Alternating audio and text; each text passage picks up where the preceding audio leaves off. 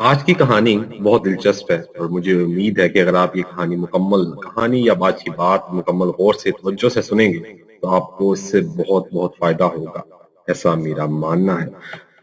کہانی آج کی جو بات ہے جس میں مختلف واقعات ہیں اور ان تمام واقعات کا تعلق ایک بات سے ہے: برداشت۔ ہم میں سے ہر ایک بندے میں ایک برداشت کا لیول ہوتا ہے، سم ٹائم وہ ہم برداشت کرتے ہیں اور کچھ باتیں ختم کرتے ہیں، لیکن آج برداشت کو سمجھانے کے لیے کہ برداشت کیا ہوتی ہے اور بڑے لوگ ہوتے ہیں وہ کس طرح برداشت کی کمی یا برداشت کی وجہ سے آگے بڑھتے ہیں۔ تو سب سے پہلے جو واقعہ مجھے یاد آتا ہے کہ وہ یہ ہے کہ پاکستان کے جو فیلڈ مارشل ایوب خان کو ڈیلی جو ہے سگریٹ پیتے تھے، وہ 2 سگریٹ پیتے تھے۔ تو ایک دفعہ یہ ہوا کہ وہ بنگلہ دیش کے دورے پہ تھے، وہاں پہ ان کے جو بنگالی بٹلر ہے اس نے انہیں صبح سگریٹ نہیں دی، اور یہ کیونکہ وہ سگریٹ ان کا پہلا معمول تھا کہ وہ سگریٹ پیتے تھے، انہیں غصہ بہت آیا، انہوں نے بٹلر کو بہت گالیاں دی۔ جب ایوب خان گالیاں دے کر خاموش ہو گئے تو بٹلر نے انہیں مخاطب کر کے کہا کہ جس کمانڈر میں اتنی برداشت نہ ہو کہ وہ فوج کو کیا چلائے گا، مجھے پاکستانی فوج کے مستقبل کو خراب دکھائی دے رہا ہے۔ یہ بات ایوب خان کے دل پر اتنی لگی کہ انہوں نے اس کے بعد کبھی سگریٹ نہیں پی اور باقی پوری زندگی کبھی سگریٹ کو ہاتھ نہ لگایا۔ اسی طرح کا ایک اور واقعہ ہے کہ رستم میں زمان گاما پہلوان کا نام آپ نے لازمی سنا ہوگا۔ یہ ہندوستان کے آج تک اس طرح کا دوسرا پہلوان پیدا نہیں کیا۔ ایک بار ایسا ہوا کہ وہ دکاندار کے پاس گئے اور دکاندار نے کسی بنا پہ ان کے سر پر جو لوہے وزن کرنے والا باٹ ہوتا ہے وہ دے مارا۔ گاما پہلوان نے اسی وقت مفرل لپیٹا اور چپ چاپ گھر لوٹ گیا۔ لوگوں نے بعد میں گاما صاحب پہلوان صاحب کو کہا کہ اتنی کمزوری کی آپ سے توقع نہیں تھی، آپ نے دکاندار کو ایک تھپڑ مارتے تو اس کی جان چلی جاتی۔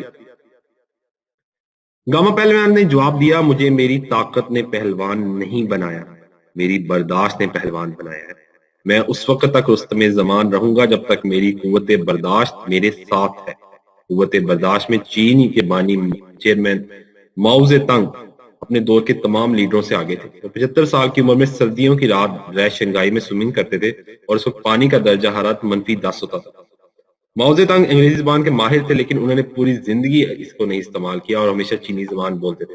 اگر ان کے سامنے کوئی انگلش زبان کا لطیفہ سنایا جاتا تو وہ اس پہ کوئی ری ایکشن نہیں دیتے، جب اسے چینی زبان میں ٹرانسلیٹ کر کے وہ سناتے تو اس پہ خوب مزہ انجوائے کرتے اور اس کا جو ہنستے۔ یہ تھی برداشت۔ اب برداشت کا انداز اس طرح لگا لیجئے کہ یہ برداشت کہ آپ کو کیا ہوتی ہے۔ اسی طرح مغل بادشاہ ظہیر الدین بابر کا آپ نے ضرور سنا ہوگا۔ ظہیر الدین بابر کا کہنا تھا کہ اس نے پوری زندگی میں 2.5 کامیابیاں حاصل کی۔ اس کی پہلی کامیابی ایک اژدہے کے ساتھ لڑائی تھی۔ ایک جنگل میں 20 فٹ کا ایک اژدہے نے اسے جکڑ لیا اور بابر کو اپنی جان بچانے کے لیے اس کے ساتھ 12 گھنٹے اکیلے لڑنا پڑا۔ اس کی دوسری کامیابی خارش تھی۔ اسے ایک بار خارش کا مرض لاحق ہو گیا اور خارش اس قدر شدید تھی کہ وہ جسم پہ کوئی کپڑا نہیں پہن سکتا تھا۔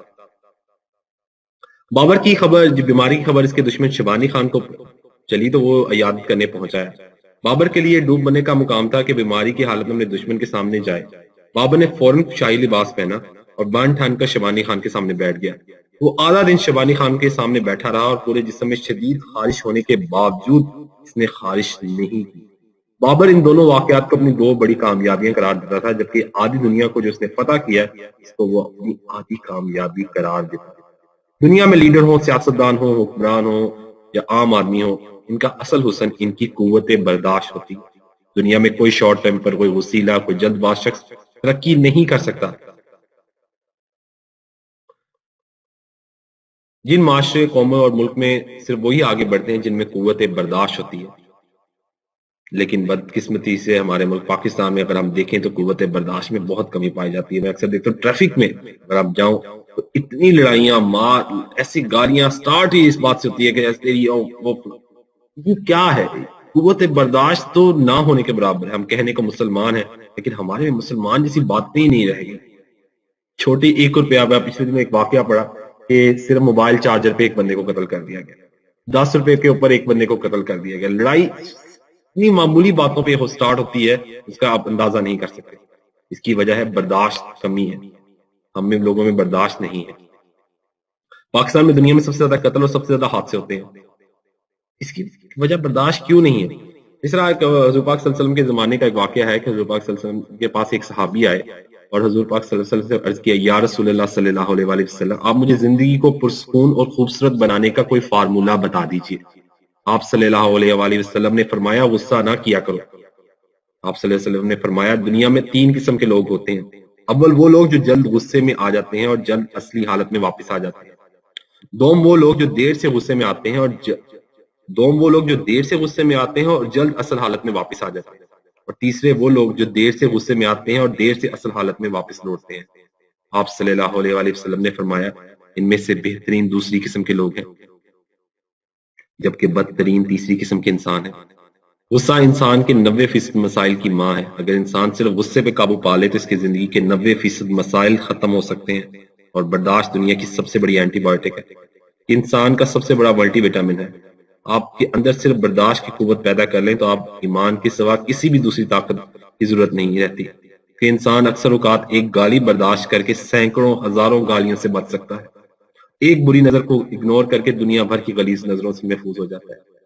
آج کے بعد جب بھی آپ کو کوئی غصہ آئے تو فوراً اپنے ذہن میں اللہ کے رسول صلی اللہ علیہ وآلہ وسلم کے یہ الفاظ لے آئیے۔ آپ صلی اللہ علیہ وسلم نے فرمایا غصہ نہ کیا کرو۔ مجھے یقین ہے اللہ کے رسول صلی اللہ علیہ وآلہ وسلم کے یہ الفاظ آپ کی قوت برداشت میں اضافہ فرمائیں گے۔ قوت برداشت کا اندازہ آپ اس طرح نہیں لگاتے، ہو سکتا ہے جب آپ کے سامنے ہو، لیکن یہ ذہن میں یاد رکھ لیجیے گا حضور پاک صلی اللہ علیہ وسلم نے فرمایا غصہ نہ کیا کرو۔